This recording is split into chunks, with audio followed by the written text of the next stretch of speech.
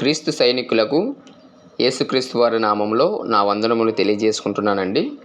మరి దేవుడు ప్రవక్తలకు, అపోస్తులకు, భక్తులకు తన మాటలను ప్రకటించడానికి ఏదైతే తన పనిని అప్పగించాడో అదే పనిని క్రైస్తవులమైన మనకు కూడా ఇచ్చి ఉన్నాడు కనుక ఈరోజు ఆ రాజ్య సువార్తను ప్రకటించడానికి వెళ్ళడం జరిగింది. మరి వెళ్తున్నప్పుడు చక్కటి పొలాలు, చెరువులను చూచి ప్రకృతిని ఇలా అందంగా చేసిన దేవునికి కృతజ్ఞతాస్తుతులు చెల్లించుకున్నాం. మరి సువార్త చేసే ప్రాంతం వచ్చింది కనుక మా ఆటోలను పార్క్ చేసి వెళ్ళడం జరిగింది. మరి ప్రారంభ ప్రార్థనతో సువార్తను ప్రారంభించాం. ఇక ఎండ వేళలో పాటలు పాడుతూ వెళ్తూ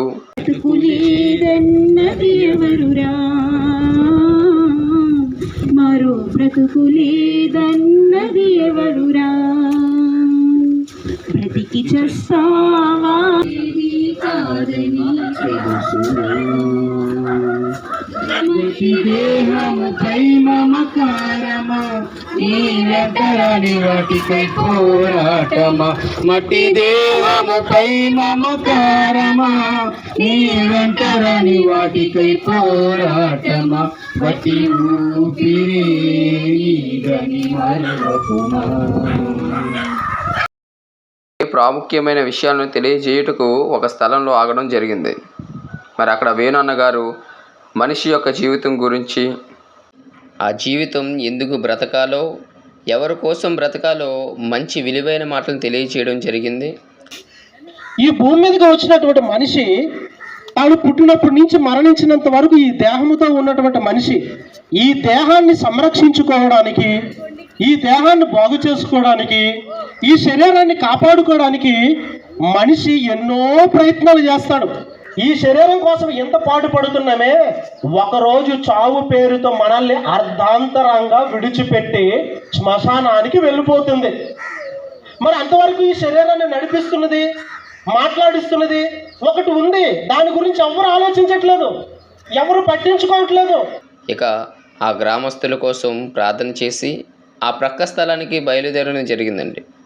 మరి ఆ స్థలంలో వినయ్ అన్న గారు మన శరీరం ఎంత ప్రమాదమో, దానినే నమ్ముకొని బ్రతికితే ఎలాంటి పరిస్థితి చనిపోయిన తర్వాత మనకు ఎదురవుతుందో కొన్ని అద్భుతమైన మాటలను తెలియజేశారు. అది శరీరం వెళ్ళిపోయిందని అంటున్నామే, అదే ఆత్మ చిలక జీవుడు అంటారండి. మరి చనిపోయిన తర్వాత ఆత్మ ఎక్కడికి వెళ్ళిపోతుందని అంటేనండి, ఆత్మ మరి చనిపోయిన తర్వాత ఎక్కడికి వెళ్ళిపోతుందంటే ఈ విషయాన్ని ఎవరు చెప్పలేదండి. గాల్లో కలిసిపోతారని, మరి కుక్కగానో నక్కగానో పుడతారనుకొని అలాగే దెయ్యాలుగా మారుతారని చాలామంది అనుకుంటున్నారు. కానండి ఎవరు కూడా గాల్లో కలిసిపోవడం కానీ, కుక్కగానో నక్కగానో పుట్టడం కానీ, దయ్యాలుగా మారడం కానీ ఎక్కడా ఎవరు కూడా చూడలేదు. అయితే చనిపోయిన తర్వాత ఎక్కడికి వెళ్ళిపోతారని అంటే ఈ విషయాన్ని తెలియజేయడానికే మహానుభావుడు యేసు ప్రభువు వారు 2020 సంవత్సరాల క్రితం లోకానికి వచ్చి ఆయన లోకానికి ఎన్నో విషయాలను మంచి మానవత్వంతో, మనుషులను మానవత్వం నింపి మరి మంచి విషయాలను తెలియజేయడానికండి మరి ఆయన ఈ లోకానికి రావడం జరిగింది అండి. మన ప్రయాణాల్లోని, మన ఆటోల్లోని, బస్సుల్లోని ఒక మాట మనకు కనిపిస్తూ ఉంటుంది. ఏంటండి, అందరూ బాగుండాలి, అందులో నేను ఉండాలి. అందరూ బాగుండాలి, అందులో నేను ఉండాలి అనే మనుషులు చాలా ఎక్కువ మంది అండి. కానీ అందరూ బాగుండాలి, కానీ నేను ఏమైపోయినా పర్వాలేదు, నా ప్రాణాలు కూడా పోయినా పర్వాలేదు అనుకుని ఆలోచించిన మరి మహానుభావుడు అండి యేసు ప్రభువు వారు. ఆయన వచ్చండి ఎన్నో విషయాలను తెలియజేశాడు. మరి ఈ వీడియోలను, ఈ మాటలను కొన్ని అనివార్య కారణాల వలన పూర్తిగా పెట్టలేకపోతున్నాను. కాబట్టి నేను చెప్పిన కొన్ని మాటలను మరి పూర్తిగా పెడుతున్నాను. మరి మీరు చివరి వరకు వినండి. ప్రియమైన గ్రామవాసులారా, మరి ఈనాటి సమాజంలో ఉన్న మనుషులను ఒకసారి ఆలోచిస్తేనండి, మనుషులు చాలా బిజీ అయిపోయారండి. చాలా బిజీ అయిపోయారు. ఎంత బిజీ అయిపోయారనంటే అండి, సాటి మనిషి ప్రాణాలు పోతున్నా సరే పట్టించుకోలేనంత బిజీ అయిపోయారండి. అంటే సహాయం చేసిన వారికి కూడా సహాయం చేయలేనంతగా, సాటి మనిషిని కూడా పట్టించుకోలేనంతగా మనుషులు ఈరోజు మారిపోయారండి. వారి గురించి పక్క వారి కోసం ఆలోచించకుండా మారిపోయారండి. మీరు అనుకోవచ్చు, పక్క వారి కోసం మేమెందుకు ఆలోచించాలండి, వారికి వారే ఆలోచించుకుంటారు కదా, మాకు మేము ఆలోచించుకోవడానికే మా సమయం సరిపోవడం లేదని చాలామంది అనుకోవచ్చు.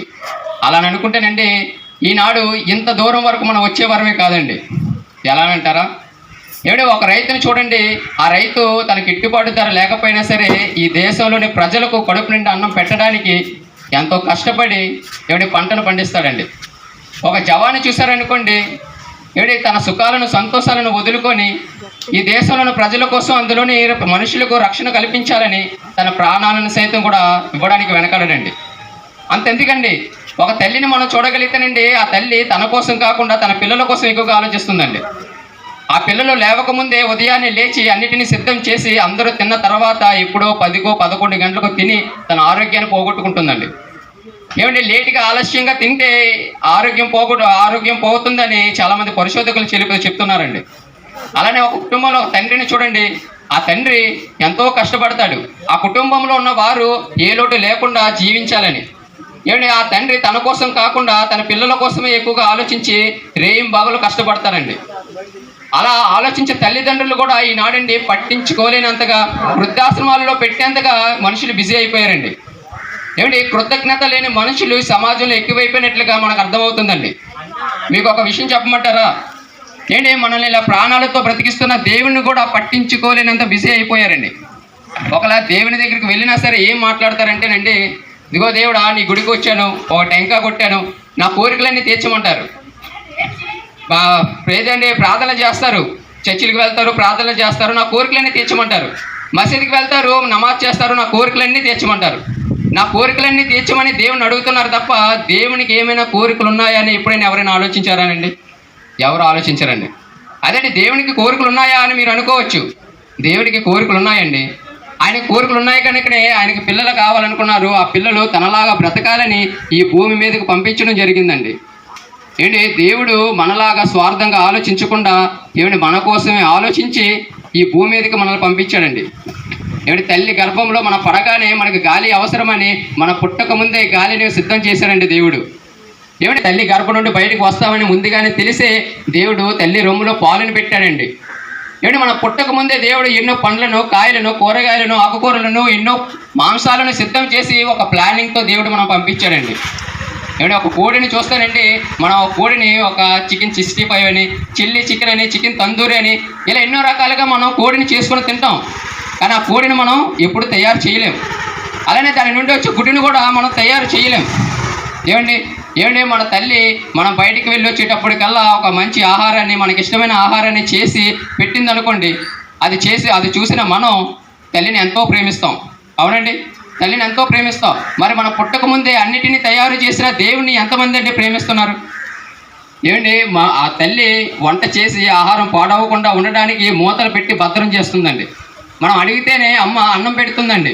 కానీ దేవుడు అమ్మ కంటే ముందుగానే ఏమంటే అడగక ముందే అన్నిటినీ సిద్ధం చేసి అన్నిటి మీద మూతలు పెట్టి భద్రపరిచాడండి.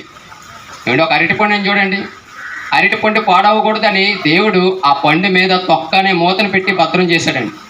ఏమిటి ఒక కొబ్బరికాయని చూస్తానండి, అందులో ఉన్న మెత్తటి కొబ్బరి పాడవకూడదని, తీయని నీరు పాడవకూడదని ఒక బలమైన బలిష్టమైన ఒక మూతను పెట్టి దేవుడు జాగ్రత్త పరిచాడండి.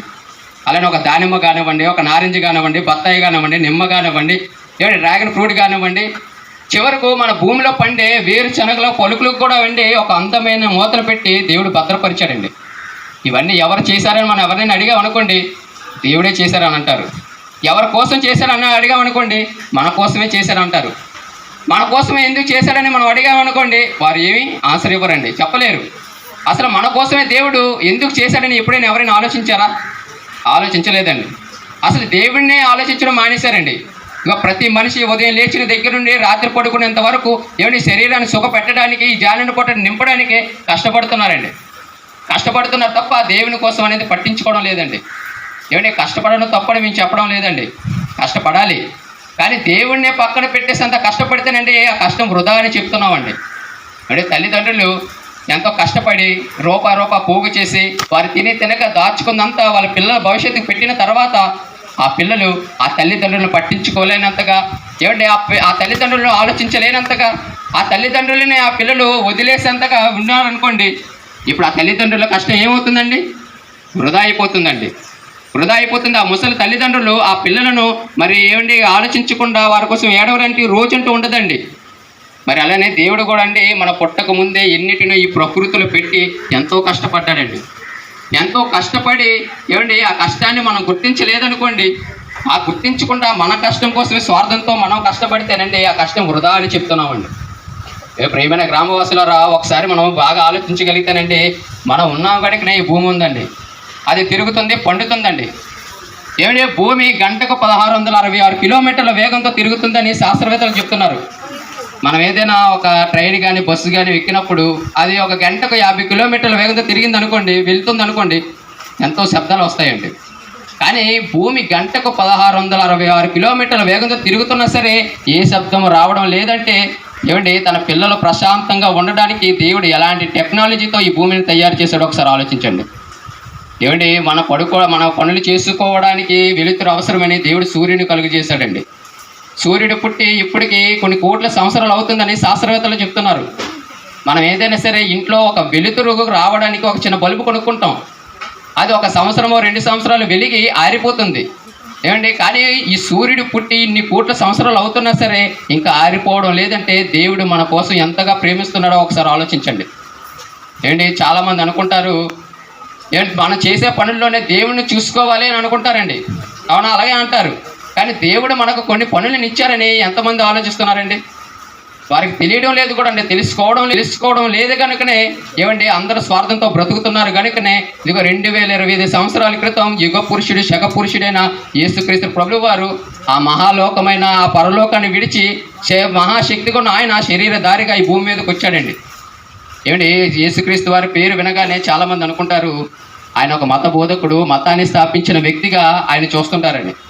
ఏమంటే ఆయన తెలియని వారు అలా మాట్లాడతారు, కానీ తెలిస్తేనండి ఆయన మత బోధకుడు కాదు, ఆయన మన అందరి తండ్రి అనే దేవుని గురించి తెలియజేయడానికి వచ్చాడని, దేవునిగా ఎలా బ్రతకాలో నేర్పించడానికి వచ్చాడని, దేవుడిగా ఎలా ఉండాలో ఏమండి ఎలా మారాలో అని తెలియజేయడానికి నేర్పించడానికి వచ్చాడని ఇది అర్థమవుతుందండి. ఏమిటి యేసుక్రీస్తు వారు దేవుడిగా ఉండి దేవుడిగా మారి ఏమిటి దేవుడున్న లోకానికి దేవుడిగా వెళ్ళిపోయాడండి. అందుకే ఆయన అన్నారు, నేనే మార్గం, నేనే సత్యం, నేనే జీవం, నా ద్వారాన తప్ప దేవుని దగ్గరికి ఎవరు రాలేరు, దేవునిలా ఎవరు మారలేరు అన్నారండి. మరి మార్గమైన యేసుక్రీస్తు వారు చెప్పిన మాటలు ఏమిటి, మరి దేవుడిలా ఆయన ఎలా బ్రతికారు, ఎలా ఆయన చూసి మనమే నేర్చుకోవాలి అనే కొన్ని మాటలు మనం చూడగలిగితేనండి. అండ్ ఆయన అన్నారు, దేవుడు మంచివారి మీదను చెడ్డవారి మీదను తన వర్షాన్ని కురిపింపజేస్తున్నాడు, తన సూర్యుని ఉదయింపజేస్తున్నాడు అని చెప్పాడండి. అలాంటి మనసు మీరు కూడా కలిగి ఉండాలని చెప్పాడండి. అంటే దేవుడు అందరినీ, తన పిల్లలైన అందరినీ కూడా సమానంగా చూస్తున్నాడు. కానీ ఆయన పిల్లలమైన మనం ఈర్ష్య ద్వేషాలతో బ్రతుకుతున్నాం, ఏమండి స్వార్థంతో బ్రతుకుతున్నాం, ఏమండి పగలు ప్రతీకారాలు తీర్చుకోవాలని రగిలిపోతున్నారండి. ఏమండి ఎంతమంది తల్లిదండ్రుల ఆస్తుల కోసం తల్లిదండ్రులు చంపిన వారు లేరండి, సొంత అన్నదమ్ములే చంపుకునేవారు ఎంతమంది లేరండి. అంటే ఇప్పుడు లేటెస్ట్గా జరుగుతున్న మరి సంఘటనలు చూస్తేనండి, ఏంటి స్వార్థంతో భర్తలు భార్యలను చంపుతున్నారు, భార్యలు భర్తలను చంపుతున్నారు, పిల్లలు తల్లిదండ్రులను చంపుతున్నారు, తల్లిదండ్రులు పిల్లల్ని చంపుతున్నారండి. ఈ లోకమే నిజమని, ఈ బ్రతికే శాశ్వతం అనుకొని ఏమండి మనుషులు తప్పుల మీద తప్పులు చేస్తున్నారండి. ఏంటి ఒకసారి మనం ఆలోచిస్తానండి, ఎవరైనా మన ఎడలో తప్పులు చేస్తే తప్పు ఏమైనా చేస్తే వారు శిక్షించాలని అనుకుంటాం. అదే మనం మాత్రం తప్పు చేసామనుకోండి, శిక్షించాలని మనం శిక్షించాలని అనుకోమండి. అందుకే యేసుక్రీస్తు వారు అన్నారు, ఇదిగో నిన్ను వలె నీ పొరుగు వారిని ప్రేమించమన్నాడండి. నువ్వు ఎలా అయితే తప్పు చేసినా సరే శిక్షించుకోవో, అలానే ఎదుటివారు కూడా తప్పు చేసినా సరే క్షమించాలి, వారిని ప్రేమించాలి, ఆ తప్పును ఏమండి సాత్వికముతో ప్రేమించి మరి ఏమండి సరిదిద్దాలి అని యేసుక్రీస్తు ప్రభువు వారు ఒక మరి సమాజానికి అవసరమైన మంచి మాటలు తెలియజేశాడండి. ఏమంటే అలాంటి యేసుక్రీస్తు వారిని ఏమంటే ఏ తప్పు చేయకపోయినా సరే ఏమంటే ఆయన కూడా ఏం చేశాడంటే ఆయన చంపుతున్న వారిని కూడా క్షమించమని యేసుక్రీస్తు వారు అడిగారు తప్పించి శిక్షించమని దేవుడిని అడగలేదండి. అందరికీ కూడా దేవుడి ప్రేమని ఆయన చూపించాడండి. అందరిని కూడా దేవుని ప్రేమతోనే ఆయన మార్చాడండి. అలా మార్చిన యేసుక్రీస్తు వారిని కూడా ఏమండి ఈ స్వార్థపూరితమైన సమాజం తట్టుకోలేక ఆయన కుట్ర చేసి చంపారండి. ఆయన సరే యేసుక్రీస్తు వారు 3వ దినాన మృత్యుంజయుడిగా తిరిగి లేచాడండి. తిరిగి లేచి దేవుడున్న లోకానికి దేవుడిగా వెళ్ళిపోయాడండి. ఏమిటి ప్రపంచ చరిత్రలో ఎవరైనా చూసినా సరేనండి, రాజులు మొదలుకొని రాజకీయ నాయకుల వరకు, సామాన్యులు మొదలుకొని శాస్త్రవేత్తల వరకు మరణించిన వారు తిరిగి లేచినట్లుగా ప్రపంచ చరిత్రలోనే లేదండి. ఒకే వ్యక్తి one and only Jesus Christ, యేసుక్రీస్తు ప్రభులు వారు మాత్రమే మరణించి ఆ మరణాన్ని గెలిచి తిరిగి లేచిన ఒకే వ్యక్తి యేసుక్రీస్తు ప్రభులు వారండి. ఆయనే ప్రపంచ పురుషుడు, చరిత్ర పురుషుడు, శక పురుషుడు, యుగ పురుషుడు అండి. ఆయన ఈ భూమి మీద ఉన్నప్పుడు మరి చెప్పిన మాటలు ఏంటంటే అండి, ఇదిగో నేను ఎలానైతే నీతిగా, న్యాయంగా, యథార్థంగా జీవించానో, ఎవరికి ఏ హాని చేయకుండా, ఎవరికి ఏ మోసం చేయకుండా జీవించానో, చాలా అలా జీవిస్తే మీకు ఒక లోకం ఉంది. ఆ లోకం దేవుడున్న లోకం, పరలోకం. అక్కడే మనం జీవించే జీవితమే శాశ్వతమైన జీవితం అని ఆయన తెలియజేశాడండి. మరి ఆ లోకం, ఆ జీవితం పొందాలంటే ఆయనలాగే జీవించాలన్నాడండి. మరి ఆయనలాగానే జీవిస్తేనే మనం ఈ భూమి మీద మరణించినా సరే ఆ లోకంలో నిరంతరం జీవిస్తాం. దేవుడుగా ఉన్న లోకంలో దేవుళ్ళుగా, దైవాలుగా ఉంటామని తెలియజేశాడండి. అంటే మరణం అనేది మనిషికి ముగింపు కాదు, అది దేవుడున్న లోకానికి మార్గమని, అక్కడే మనం నిరంతరము జీవిస్తామని ఏమండి యేసుక్రీస్తు ప్రభువు వారు తెలియజేశాడండి. కాబట్టి ప్రేమైన గ్రామవాసులారా, మరి మనం ఎలా అయితే మన పిల్లలను కానివ్వండి ప్రేమిస్తామో, వారి తప్పు చేసినా సరే శిక్షించకుండా క్షమిస్తామో, అలానే దేవుని పిల్లల మీద కూడా అలాంటి ప్రేమను చూపాలని, ఏమంటే వారికి ఆపద వస్తే ఆదుకోవాలని, కష్టాల్లో ఉన్నప్పుడు మీకు చేతనైన సహాయం చేయాలని, అందరూ యేసుక్రీస్తు వారులా బ్రతకాలని, అలా బ్రతికితేనే ఏమండి మీరు ఇక భూమి మీద మరణించినా సరే దేవుడున్న లోకంలో దేవుని కుమారులుగా పిలువబడుతూ దేవుని వారసులుగా మరి జీవిస్తారని మరి కోరుకుంటూ, మరి విన్న మీరు మరి మీ మంచి విషయాన్ని ఆలోచించి మంచి నిర్ణయాన్ని తీసుకోవాల్సిందిగా మరి కోరుకుంటే నా మాటలు ముగిస్తున్నానండి. ఆ తరువాత తమ్ముడు రాజ్ కుమార్, మరణంతో మనిషి జీవితం ముగింపు కాదు, మరణం అనేది మరొక జీవితానికి ఆరంభమని విలువైన మాటలను చెప్పడం జరిగింది. ఆయన కూడా మనలాగే శరీరధారిగా భూమి మీదకి వచ్చారండి. మనలాంటి శరీరంతో ఈ భూమి మీదకి వచ్చి ఆయన బ్రతికి చూపించారు. బ్రతికి చూపించడమే కాదండి, ఆయన బ్రతికి చూపించి మరణించి తిరిగి లేచి మరొక లోకానికి, మీరు కూడా అలా బ్రతికితే మరో లోకానికి వెళ్తారు, మీకు మరొక బ్రతుకు ఉందని చూపించారండి. మరి ఇందులో నిజంగా ఇందులో వాస్తవం ఉందంటే వాస్తవం ఉందండి. ఆయన భూమి మీదకు రావడం నిజం, ఆయన మనందరి కోసం మరణించడం నిజం, ఆయన మరణించిన తర్వాత తిరిగి లేవడం కూడా నిజమండి. ఈరోజు మనం కూడా యేసుక్రీస్తు వల్ల బ్రతికితే మనకు కూడా మనకు బ్రతుకు ఉందండి. మరి ఎక్కడైనా మనకి ఇలాంటి విషయాలు ఏ పాఠ్య పుస్తకాలు చెప్తారంటే ఎక్కడ చెప్పరండి. మరి అలాంటి విషయాలు ఎన్నో ఇదిగోండి ఈ కరపత్రికలు ఉన్నాయి. దయచేసి మీరు తీసుకున్న కరపత్రికలు ఒకసారి చదివితే మనిషికి మరణం అనేది ముగింపు కాదు, మరొక లోకానికి ప్రారంభం అని మీకు కూడా తెలుస్తుందండి. సువార్త చేస్తూ చేపల ఉప్పాడ వరకు వచ్చేసాం. మా పక్కనే బీచ్ ఉంది. సువార్త ముగించుకొని ఆ బీచ్ దగ్గరికి వెళ్ళడం జరిగింది. ఇక చివరిగా ఒక ఫోటోకు పోజ్ ఇచ్చి ఇంటికి వెళ్ళిపోయాం. అలానే మీరు కనుక సువార్త చేయాలనుకుంటే, ఆ సువార్తలో ఎలాంటి విషయాలు చెప్పాలి, ప్రజలకు ఎలాంటి మాటలు చెప్పి చైతన్యపరచాలని మీరు అనుకుంటే ఇప్పుడే మన ఛానల్ను సబ్స్క్రైబ్ చేసుకొని సపోర్ట్ చేయండి. Thank you.